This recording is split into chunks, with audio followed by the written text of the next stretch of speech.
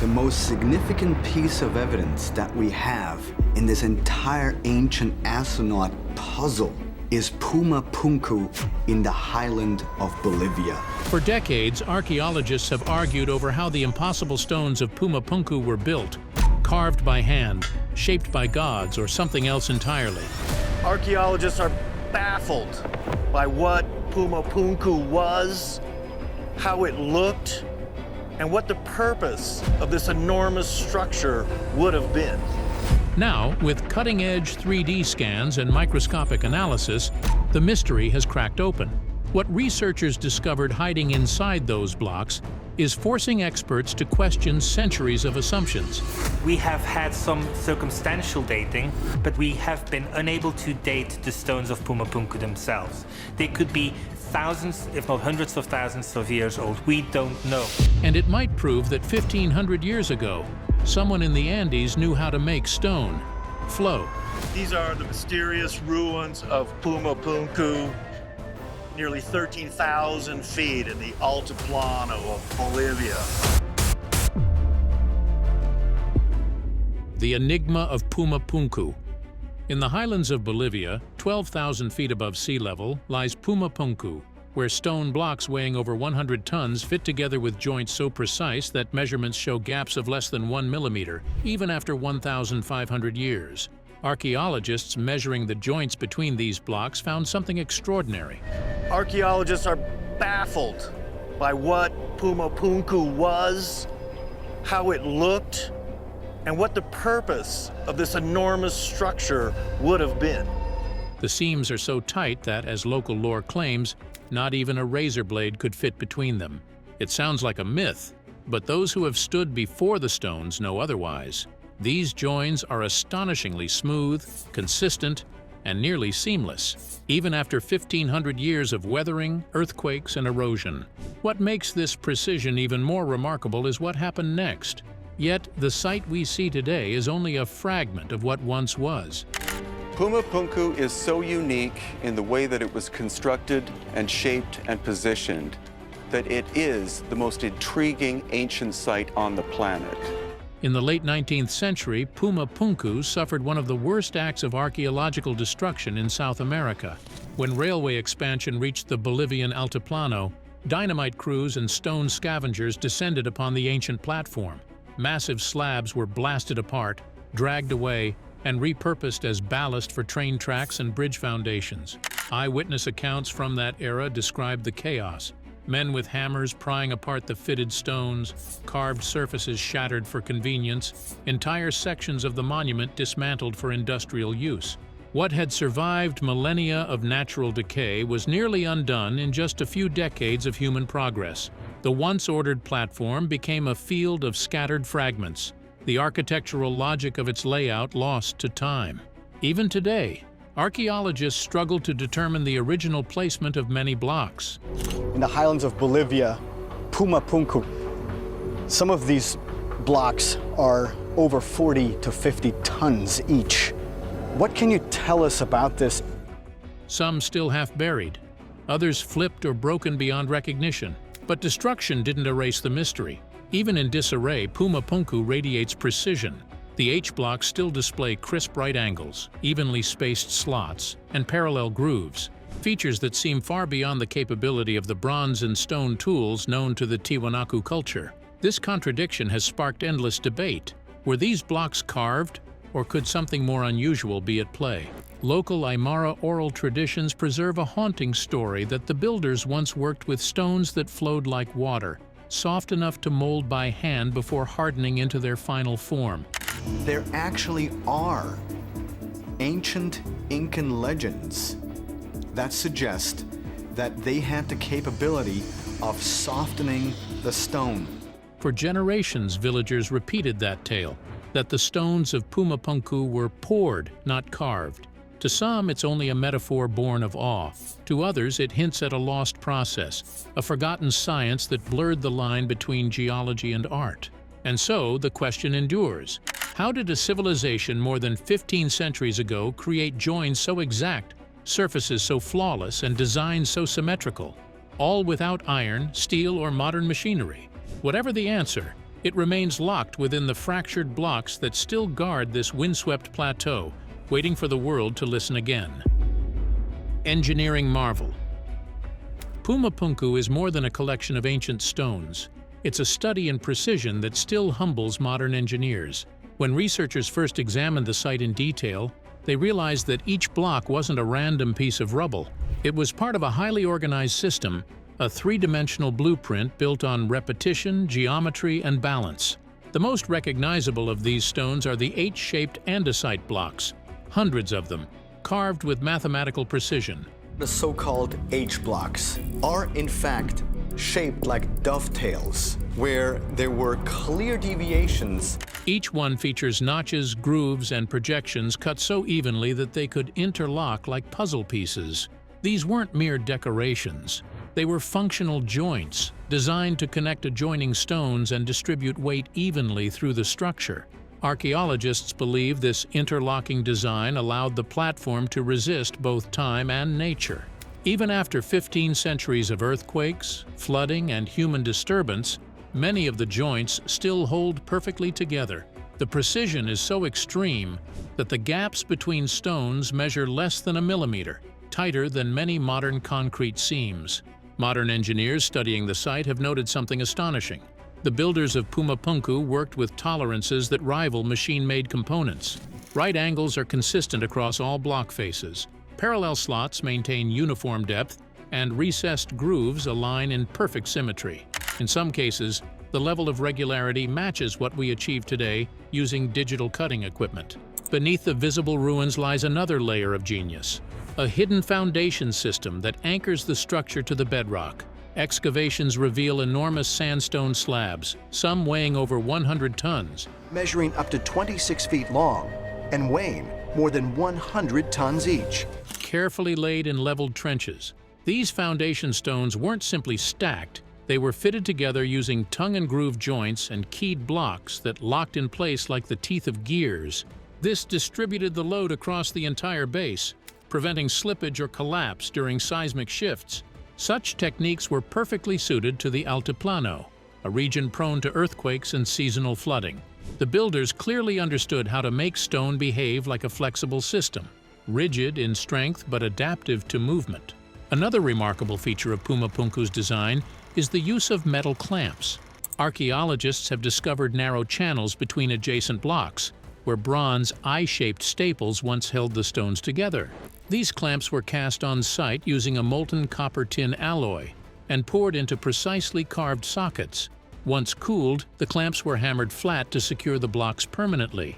When examined under modern microscopes, these metal staples reveal traces of arsenic, an additive that improves hardness and corrosion resistance, a signature of pre-Columbian Andean metallurgy. The presence of such alloys suggests that the builders weren't just skilled masons, they were also advanced metalworkers. Puma Punku were formed by hand with primitive stone tools, but some researchers point to the intricate stonework Capable of producing materials strong enough to bind entire platforms. This fusion of materials, dense andesite, heavy sandstone, and forged bronze, gave Puma Punku both strength and stability. The weight of each block was not only directed downward, but also spread sideways through the interlocking geometry. This system absorbed stress, reduced wear, and prevented cracks from forming along fault lines. It's an ingenious example of load distribution, a principle that modern architects still rely on in earthquake-prone regions. Recent digital reconstructions have confirmed that the interlocking geometry, the metal clamps, and the foundation keys worked together as a unified system. The result was a structure that could endure centuries of natural and human disruption without losing its shape. Puma Punku wasn't just a ceremonial platform, it was a masterpiece of ancient engineering, where aesthetics met practicality. Every groove, every angle, every socket served a structural purpose. The builders didn't guess, they calculated. They worked not by trial, but by design. It's no wonder that modern researchers describe Puma Punku as one of the most technically sophisticated sites in the ancient world, a place where stone seems to obey equations carved by hands long forgotten. Digital reconstruction. For more than a century, researchers tried to imagine how Puma Punku once looked, but without a complete map of the stones, every attempt ended in speculation. No one, in fact, on Earth knows who built Puma Punku and how far back in time it was first constructed. The site's vast blocks lay scattered like the fragments of a forgotten code, each piece precise, but the overall pattern lost. Old hand-drawn maps and field sketches couldn't capture the subtleties of its geometry. They were too rough, too limited. That changed when digital archaeology entered the scene. Armed with drones, LiDAR scanners, and millimeter-accurate cameras, teams began documenting the ruins in breathtaking detail. Every block, every groove, every chipped corner was recorded and converted into a high-resolution 3D model. Piece by piece, the data formed a digital twin of Puma Punku, a complete virtual replica of the monument, accurate to within a few millimeters. Back in 2018, a pioneering team from the University of California, Berkeley, led by archaeologist Alexei Vranich, took the first leap. Using high-resolution scans of every surviving block, they produced miniature replicas to test how the stones once connected. When they assembled them, the tiny models locked into place with near-perfect precision, their joins and angles matching seamlessly. That small-scale experiment confirmed something remarkable. The builders of Puma Punku had worked to a consistent and repeatable design system, not random carving. Their proportions were mathematical, their layout deliberate, a blueprint encoded in stone. Building on that foundation, later projects expanded the idea into full-scale digital reconstruction. By 2024, the IDIA Lab and Tiwanaku Heritage Project had combined drone photogrammetry and terrestrial LiDAR to capture the entire site at unprecedented resolution. Each block's surface was scanned from multiple angles, producing a virtual dataset so precise that alignment errors between faces measured only 2 to 8 millimeters, a level of accuracy that rivals modern industrial machining. When the team ran gravity drop simulations, allowing the digital blocks to fall naturally into place under virtual gravity, the results were stunning.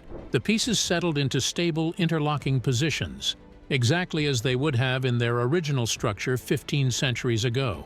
The simulations showed that the H-blocks and profile elements were not independent carvings, but parts of a modular architectural system designed to bear weight and resist stress together.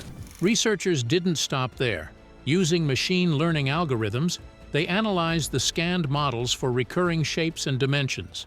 The software revealed subtle symmetries and proportional ratios repeating across dozens of stones, proof of a standardized design language. Even where erosion had damaged corners or chipped edges, the AI was able to predict their original outlines, confirming that the monument followed a coherent, measured plan. These discoveries have done more than recreate lost architecture. They've redefined how we understand ancient engineering. They proved that the builders of Puma Punku worked with a precision that could be modeled, tested, and verified. And perhaps most importantly, they showed that the monument's perfection wasn't accidental or mystical. It was the result of method, measurement, and mastery. As researchers refine these models, Puma Punku is being rebuilt, not in stone, but in data, its secrets re-emerging from thousands of fragments scattered across the Altiplano. And for the first time in centuries, the world can finally glimpse what this incredible structure once looked like and how it was meant to stand. Material secrets. For centuries, archaeologists believed Puma Punku's blocks were carved by hand from solid stone. But new laboratory results are now forcing experts to reconsider that assumption, because the stones themselves are revealing something strange. The builders of Puma Punku didn't just use one kind of rock. The site combines red sandstone for the foundation and andesite for the intricate H-blocks and wall elements. Both are incredibly dense materials. Andesite, a volcanic rock, is so hard that modern tools struggle to cut it cleanly. Yet here its surfaces are flat to fractions of a millimeter and the corners sharp enough to draw blood. So how could a civilization working 1,500 years ago have achieved such perfection? Some researchers have proposed a controversial answer. The stones may not have been carved at all, but cast using a form of ancient concrete. Proponents of the casting theory point to chemical analysis that they argue shows unusual composition in the sandstone blocks around Lake Titicaca. Inside the matrix are tiny crystalline residues of sodium carbonate, better known as natron, the same mineral used by ancient Egyptians to harden mortars and preserve mummies. Its presence here is completely unexpected. The local geology contains almost none. Natron acts as a flux. It lowers the temperature needed for minerals to bond, triggering a reaction known as geopolymerization. When mixed with volcanic ash, silicates, and water, it can transform ordinary sand into a malleable paste that hardens into stone. This has led some researchers to suggest a revolutionary idea that the massive blocks of Puma Punku weren't carved at all. They were cast, poured into molds, and left to cure. The microscopic evidence supports this. Laboratories studying the blocks have detected amorphous binder phases, glassy, non-crystalline zones that only appear when a chemical binder fuses particles together. Natural sandstone forms over millions of years through pressure and sedimentation, but these samples show patterns of rapid setting, a hallmark of artificial stone. To test the hypothesis, experimental teams mixed local sand, volcanic ash, and natron in controlled ratios. When the mixture cured, it produced a material identical in density, texture, and color to Puma Punku's sandstone. Under X-ray diffraction, the lab-made replicas displayed the same chemical fingerprints, especially the sodium-rich binder that doesn't occur in natural outcrops. If true, this discovery would mean the Tiwanaku engineers had mastered a kind of ancient concrete more than a millennium before its rediscovery in the modern world. They may have understood how to dissolve and resolidify stone, shaping megaliths not by brute force but by formula. Yet the sandstone is only half the story. The site's more enigmatic andesite H-blocks have yielded an even greater surprise. In 2019, researchers found something no one expected. When they scanned Puma Punku's andesite blocks with energy-dispersive X-ray equipment, faint signals appeared. Tiny peaks of nitrogen and carbon buried inside the stone. That shouldn't be possible. Volcanic rock forms in blazing heat that destroys all organic material. And yet there they were, the chemical traces of life sealed inside ancient stone. This strange discovery pointed to a new idea.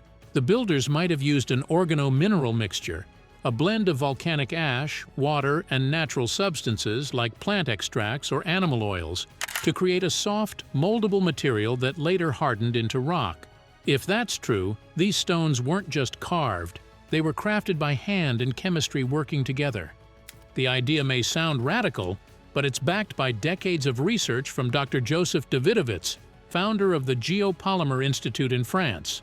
His team recreated this process in the lab using local clays, volcanic tuff, and carboxylic acids derived from plants. The resulting stones matched the Puma Punku andesite in microstructure and compressive strength. Their surfaces even showed the same fine pitting and granular uniformity, as if the ancient and modern samples were twins. Skeptics argue that contamination could explain the organic traces, or that the natron might have leached in from the soil over centuries. But every new test narrows that possibility.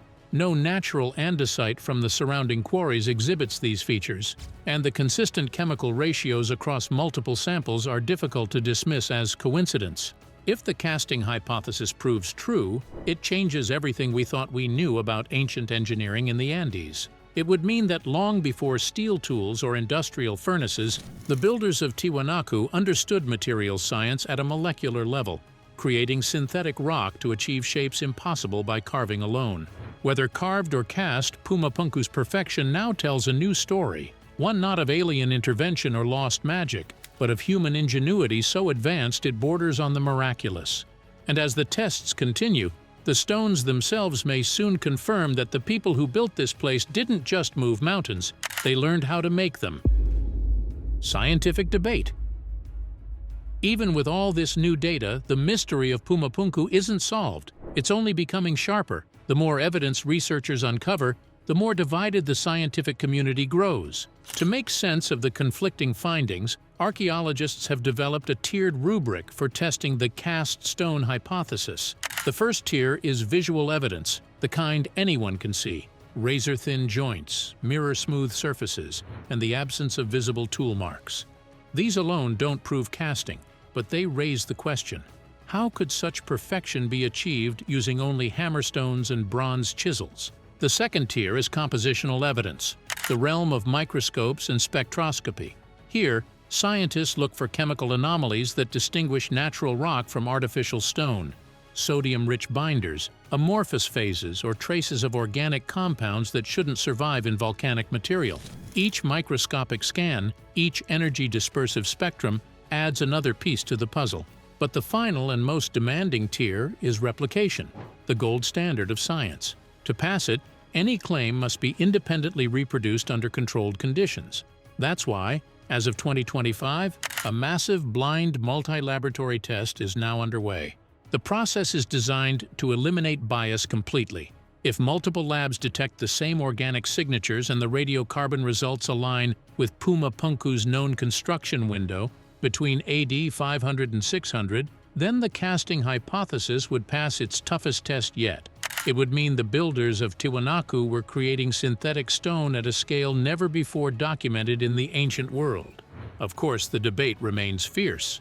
Skeptics argue that extraordinary claims demand extraordinary proof, warning that contamination or environmental chemistry might still explain the findings. Others insist that the growing body of evidence, from chemical residues to digital reconstructions, has already tipped the balance toward an astonishing truth: that ancient Andean engineers mastered materials science centuries ahead of their time. As the final results await peer review, one thing is certain: Puma Punku has forced scientists to confront the limits of their own assumptions. It's no longer just an archaeological site, it's a scientific battleground, a place where faith in ancient craftsmanship meets the hard edge of modern technology. This is not Bronze Age technology of the Tiwanaku culture. This is high technology. And how could high technology have existed at least 2,000 years ago? And whatever the outcome, the stones have already done their job. They've made the world look again, question again, and wonder if the secrets of the past might still outsmart us today. Whether those stones were carved by hand or cast from an ancient formula, one thing is certain: they were built with purpose, precision, and genius. The builders of Tiwanaku weren't just shaping rock, they were shaping legacy. Every joint that locks without mortar, every block that fits as if poured by the gods, reminds us that human history is far from fully written. Because sometimes, the past isn't primitive, it's just waiting for us to catch up. So the next time someone tells you our ancestors lacked technology, remember this place, Puma Punku, where stone once flowed like water, and even today refuses to give up all its secrets.